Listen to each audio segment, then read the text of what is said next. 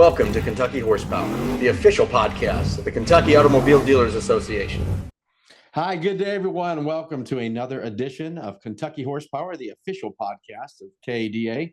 I am your host, Jason Wilson, president of the KADA, and joining me today is really pleased to have one of our preferred partners here, a couple guys that are going to share some insight and some information for you, of course, ahead of NADA that everyone's gearing up for. So with me is Stu Zalud, who's the Director of Strategic Partnerships. See, Stu, I got it out. Randy Barone, Vice President. And again, we're here with ACV. Guys, thanks for joining. Good to see you here. I know we're all getting sort of geared up for next week, heading down to New Orleans, but appreciate you spending some time. And to kind of get things started here as we get out 24 and we're starting 25. Stu, let me start with you. What are you seeing what's the used car market look like for 2025 from y'all's perspective at ACV? Jason, thanks very much. We appreciate the time and to be able to offer some thoughts and ideas that hopefully will help some dealers navigate 2025. From the used car side of the business, 2025 appears to be a pretty good year coming up, other than the constraint of 1 to 4 year old cars, which was caused by the lack of business in the COVID years. Yep. And the lack of leasing. So there's a constrained supply. What does that mean? Typically on a wholesale market, it means higher pricing and less choices, right, for dealers. The forecast for the new car side of the business is 16 million plus again. I mean, we're going to hit 16, or we hit 16 in 2024, and obviously for a lot of used car availability is determined by the volume set in the new car side of the business. There's a lot of challenges out there. Some of the stuff we're going to talk about in detail today, is stuff that dealers really, really, really need to start to focus on. In my lifetime, I think I found as an operator for many years that dealers are very, they listen to change. They're willing to change, but sometimes that change happens slower than it probably should, just because Sure. There's a lot of reasons for it, and we all understand what those are. So I think 2025 done correctly with a good focus on the used car side of the business will be a pretty good year, as long as you control your overhead and expenses to your best of your ability. Sure. Well, look, you talk about challenges. You mentioned that. Let me go to Randy here. Randy, what do you see as some of the most significant challenges for dealers moving forward? I speak at a tremendous amount of 20 group meetings, and I can tell you that, the dealers always put up, the most important pain points that they have right now. And there's not a meeting that I go to that inventory acquisition isn't up on their radar, and also their profits are dramatically dropping.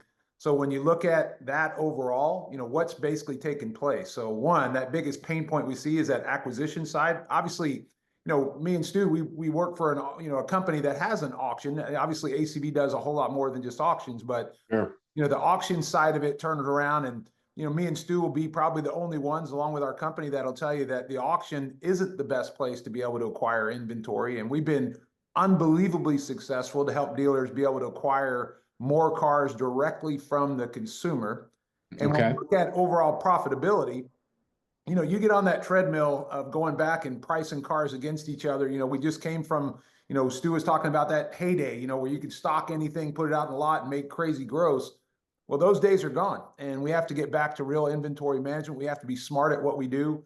The number of trades that are coming into the dealership, based on our data, NADA's data, tremendous amount of other players, the number of trades coming into a store is dropping because many, many players are waking up right now and acquiring massive amounts of cars directly from the consumer, higher up in the food chain. So that means that those profit centers of getting a trade that come through your dealership that we know we make more money on, those cars turn faster, basically not there. So, we've turned around and addressed it with the dealers to go and acquire those cars directly from the consumer, put in their own white label trade tool to be able to do that, and then feed that engine.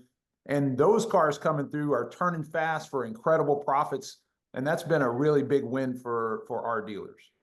Yeah. So, you talk about the challenges, but, with every challenge, there's opportunity, right? So, talk a little bit about, where you see that opportunity and what that looks like. In those same 20 group meetings, when I go around the room and I ask how many cars are you acquiring from consumers, I hear the same typical responses: 3,579, 3,579, and Okay. just not I say that there's so much pent up opportunity at the dealership level right now to really dive in. On the flip side, we have stores that are acquiring 100 cars a month directly from consumers. Those stores have become massive profitability on not just their gross, but also their wholesale profit. Because, when you look at a CarMax, for example, they make $900 a copy in wholesale profit. When we have our stores buying a tremendous amount of cars right off the street using ClearCar, the dealer acquires so many cars that they actually turn into, hey, Randy, some of these cars don't meet up with our inventory needs. And we wind up wholesaling those cars. And now we've got wholesale profit centers in those stores. So I would tell you that what it is forced some of the dealers to do, because the cars are not there, it's forced to go acquire cars from the consumer. They've put in processes to be able to do that. And then it's turned into, like you said, out comes something incredible, which is a wholesale profit center. Unlike a typical dealership that, franchise stores, they look at wholesale like, hey, this month we made a little money, last month we lost a little money. Exactly right. Yep. Now we have stores that have put together a wholesale profit mentality to where each and every month now we know we're going to make X amount of dollars in wholesale profit because we're acquiring so many cars off of the street. Yeah, that's really interesting. You say that, and you talk about the disparity of the typical dealer saying, we buy 3, 5, 7, whatever from the consumer, and now you have stores going to 100 vehicles directly from consumers. It's a big jump. So it sounds like you do have a solution. You mentioned it a little bit, but talk about why ClearCar is a little bit different and a way to really address that and increase those sales options. One, rather than promoting somebody else's company, we actually make it the dealers program. So you'll see many of our dealers, you don't even know it's us behind the scenes, because it's got their name on it. And it's got whatever they want to call it. Then they're marketing towards it, building up that reputation. It is their reputation. It's their program. Then when we look at overall what takes place is we don't have to play games. So the same transparency that ACV 100% believes in is what we've shared with the dealers. So now, rather than giving a range or playing games with the customer, in a matter of a few short clicks, we're driving that customer and giving them a real value, a real number for their car. And it's a number that is so transparent that enables the dealer to have profit, but it also is a very fair number with the consumer. And the way that we do that, when you take all the learning and all the millions of appraisals and all the vehicles that we have and all of our systems working together, when you talk about all these companies that say, oh, we've got AI, well, AI is only as good as what you feed it. So when you're talking about incredible data, nobody, and now we've had this from multiple large groups, public groups, that said nobody can put a value on a vehicle like ACV. We're within $300 to $400 of what that car would run through the auction at. And we're talking about doing that in split seconds with it, using a real model to be able to do that. And we break it down rather than just having, 3 regions across the country or 4 regions like some of the other companies. Sure. 150 territories that data is down to that particular territory. So it's extremely accurate all the way down to the market. It's very, very fast. Right now, over 50% of the people that actually go into that model complete that model. That means when you click on and say, value my trade, or I want to sell my car, the customers that complete that process is double on ClearCar. So right off the bat, we're giving the dealer, that many more at bats to be able to acquire those cars. And we're doing it in a way to where it's not irritating the customer, because many of these tools that try and steal the trade, they turn around and run your business off. And the customer sits back and says, oh, even though you're like, oh, hey, I'm using KBB, I'm telling you that the customer says, no, ABC Chevrolet just tried to steal my car.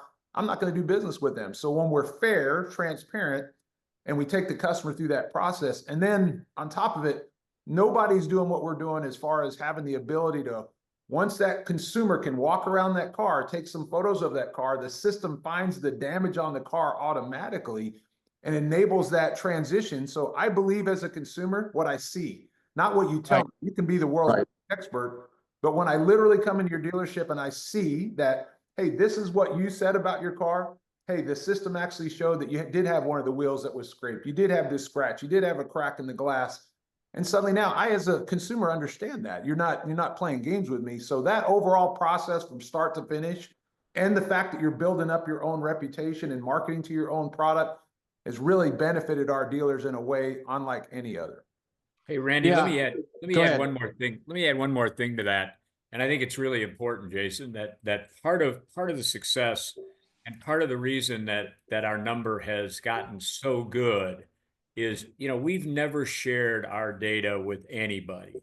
So no one else out there in the marketplace other than ACV has the breadth of conditioned based. Remember that, and that's very important because all of the values that are returned when a car transacts on ACV or through ACV is after the car's been inspected, fully inspected by one of the employees of the company, and the technology that we employ, which again, no one else right now has the capability of doing. What does that do? It creates a value that's very, very market reflective. To Randy's point, dealers don't have to adjust that price dramatically when that consumer walks in to the showroom, and other lead gen products, and there's a lot of them, and they're all pretty good. But what happens is that the consumer comes in with an idea that his car's worth, pick a number, $12,000, and when they actually see the car, it's worth 10.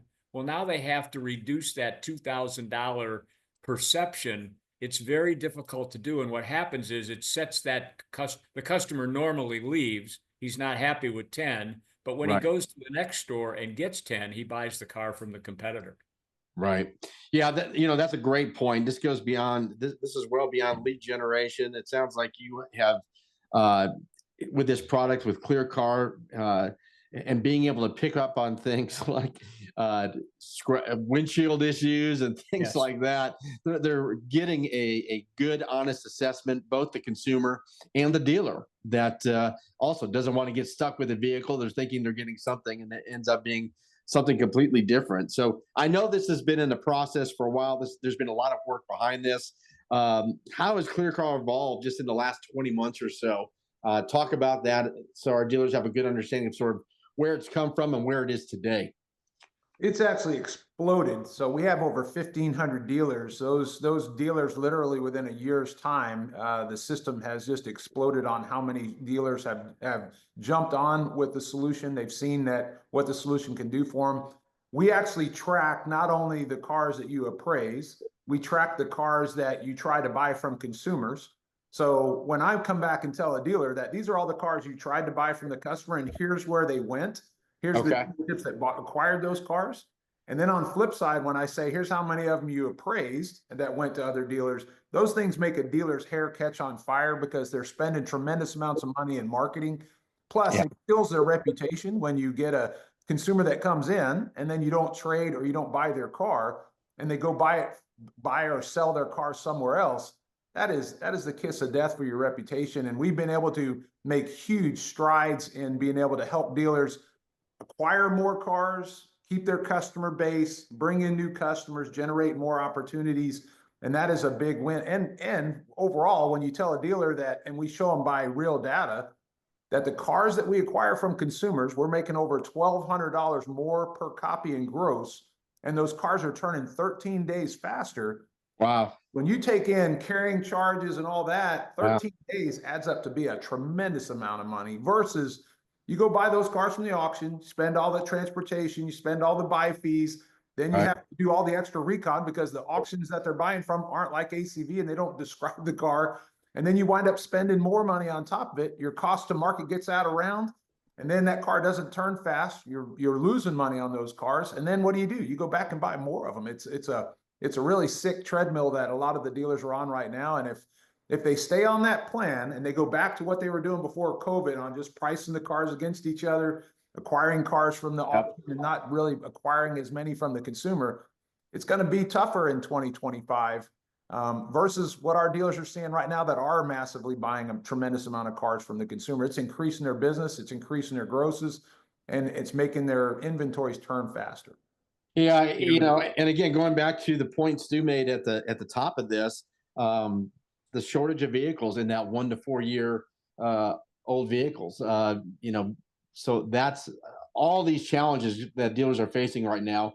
And again, having to really get back to selling again, right? During COVID, everybody got comfortable in your order taking and doing all those things. Now we're back to the good old days where you really have to be smart. You have to be find new ways to acquire inventory to maximize those revenues. And it sounds like this does all of those things, and certainly should be worth a look by any dealer out there who's looking to enhance their opportunities for sales and increase that used inventory.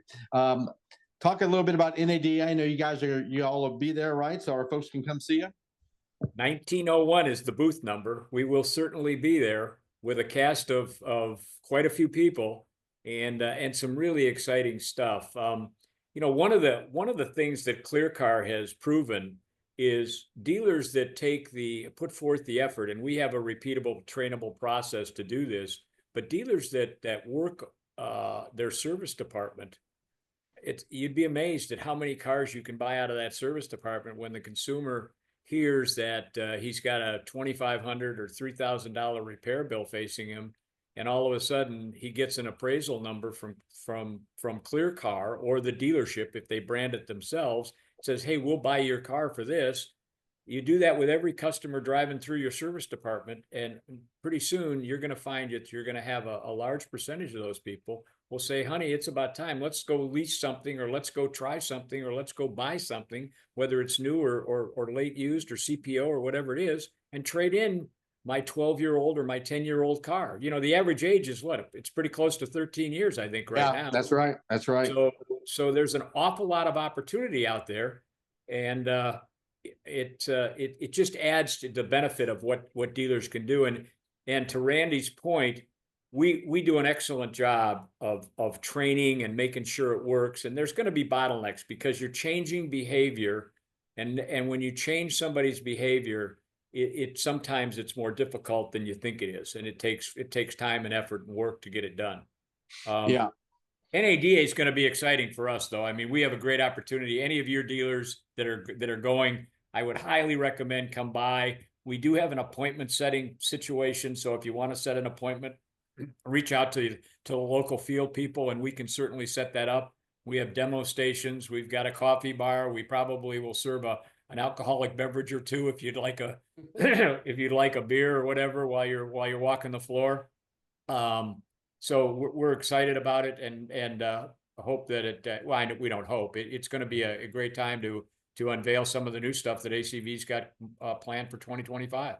I would also share with you the idea for KADA members to be able to come by the booth and be able to see how they can get a lot of these solutions that we're talking about without any additional expense. So it's a big part of ours that we're not increasing the dealer's expenses. We're helping them be more profitable. Nobody wants to spend any more money. I think you're going to see, based on, we're looking for great partners, people that we can work together with and grow their business. And obviously KADA members have been incredible working with us, and we'd love to be able to take care of them even better. So if they stop by the booth, we'll be more than happy to show them. And on top of that, there's some things that we have behind the curtain that we're rolling out that I promise you, I can just tell you that it'll be well worth your time to stop by and see and hear about some of these things that we're rolling out, that it's so futuristic. The idea and mindset of being able to do everything all in one quick shot of listing a car, describing a car, picturing a car, and finding inspection problems with a car all in a matter of minutes. It's going to be game changing off of what we're doing. So we're always trying to stay on the cutting edge, and ACV is not an auction. Auction is one of the things that we do. We're all about start to finish with that dealer, helping them be more profitable about what they're doing. Well, look, we're all looking forward to it. We're excited. We'll be in New Orleans next week. We're going to have, when this podcast gets released, which will be very soon, all the details, your booth number, all that information will be included with that. I'd encourage our members to who are attending to definitely stop by. Lots of exciting things going on with you all. And we'll stay in touch as 2025 goes on. As you guys are always developing new things, we'll keep our folks apprised of that. So, gentlemen, I want to thank you both for joining us today and seeing you. We'll look forward to seeing you next week. And that will conclude this edition of Kentucky Horsepower. And we'll see you all down the road.